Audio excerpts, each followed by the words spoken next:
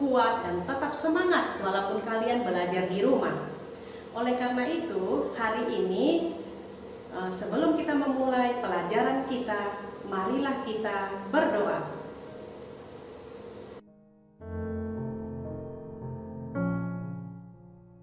Untuk memasuki pelajaran di tahun ajaran baru 2020 dan 2021 Pendidikan Agama Kristen dan Budi Pekerti kelas 9, bab pertama adalah gereja sebagai umat Allah yang baru.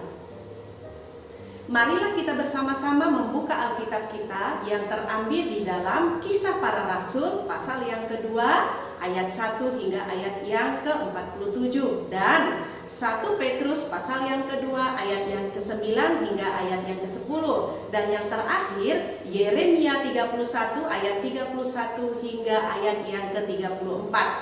Karena kita akan menjadi acuan kita, menjadi pedoman kita, kita harus membaca bagian firman Tuhan yang menjadi dasar kita untuk kita mempelajari pendidikan agama Kristen dan budi pekerti. Nah, oleh karena itu, kita akan memasuki materi kita yang pertama adalah berbicara tentang gereja. Gereja, gedung atau orangnya, ini adalah suatu pertanyaan yang luar biasa yang terjadi di dalam kehidupan kita saat ini. Ibu akan menjelaskan ada beberapa hal. Terbentuknya gereja berawal dari ketika semua orang berkumpul di Yerusalem untuk merayakan hari raya Pentakosta pada waktu itu. Disitulah karya Roh Kudus bekerja, sehingga orang-orang berkumpul di Yerusalem menyerahkan diri untuk dibaptis dan percaya kepada Yesus setelah mendengar khotbah Petrus pada waktu itu. Kalian bisa dapat melihat gambar yang sudah Ibu terangkan di samping.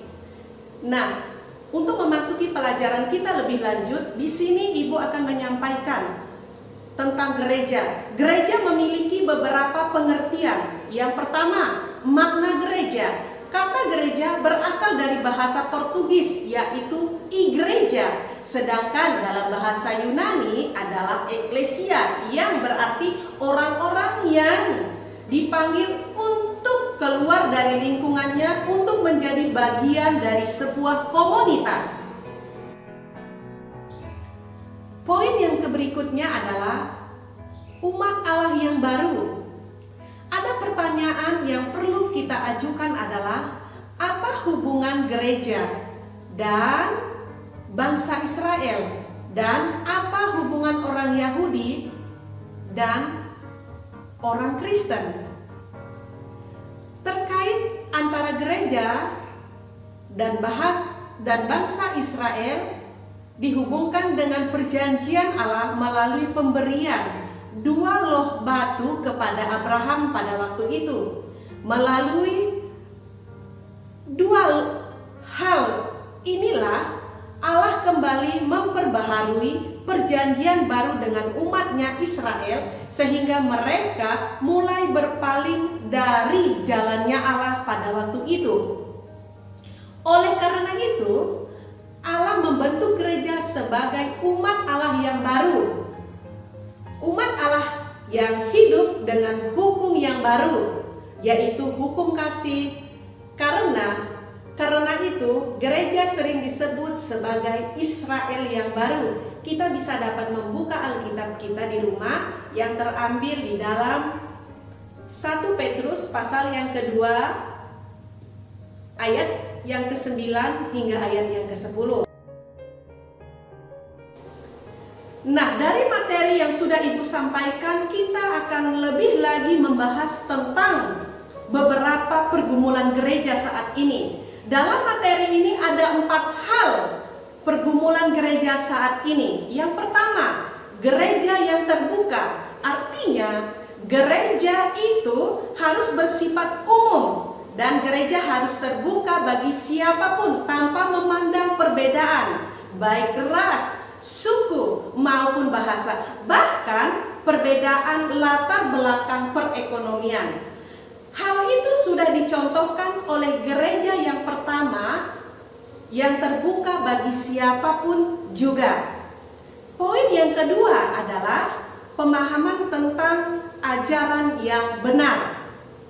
Artinya, ada gereja-gereja tertentu yang menganggap dirinya paling benar dan paling suci, sehingga dalam menimbulkan perpecahan. Sikap seperti itu sangat keliru karena Tuhan Yesus sendiri tidak mengajarkan kelompok seperti itu. Oleh karena itu, gereja harus memberikan ajaran yang sehat dan benar tentang firman Tuhan. Poin yang ketiga, kita berbicara tentang gereja harus berhasil menjadi teladan. Maksudnya gereja harus bisa menjadi teladan sekaligus menjadi berkat banyak orang dan mewujudkan itu semua sehingga bahwa dunia memandang bahwa gereja merupakan suatu gambaran Kristus. Berarti di sini ditekankan berarti kita harus menjadi teladannya Kristus atau teladannya Allah. Jika gereja gagal menjadi teladan, berarti gereja belum bisa memaknai arti tentang firman Allah yang sesungguhnya. Poin yang keempat adalah harus saling berbagi. Dalam hal ini kita bisa belajar cara hidup yang sangat menarik oleh gereja perdana. Pada waktu itu setiap orang harus menjual harta milik mereka dan kemudian hidup saling berbagi. Kisah ini terdapat di dalam firman Tuhan yang terambil di dalam Kisah Para Rasul pasal yang kedua ayat yang ke-44 hingga ayat yang ke-45. Nah, dari materi-materi yang sudah Ibu sampaikan saat ini, tentunya kalian bisa dapat mengerti, memahami, dan tentunya kalian harus tetap semangat untuk belajar di rumah. Dari inti materi yang Ibu sudah sampaikan hari ini, Ibu akan memberikan tugas di rumah yang tentunya kalian bisa dapat mengerjakannya dengan baik, dan melalui itu kalian bisa dapat mengulangi lagi pelajaran yang sudah Ibu sampaikan hari ini. Tugas yang pertama adalah jelaskan respon kalian terhadap masing-masing pergumulan gerejamu, dan tugas yang kedua adalah gambarlah sebuah gereja. Nah, Ibu berharap tugas ini kalian bisa dapat mengerjakannya dengan baik, kalian tetap semangat dan tetap tekun belajar di rumah, walaupun situasi dan kondisi tidak memungkinkan, tetapi kalian tetap sehat, tetap kuat, dan tetap semangat. Terima kasih.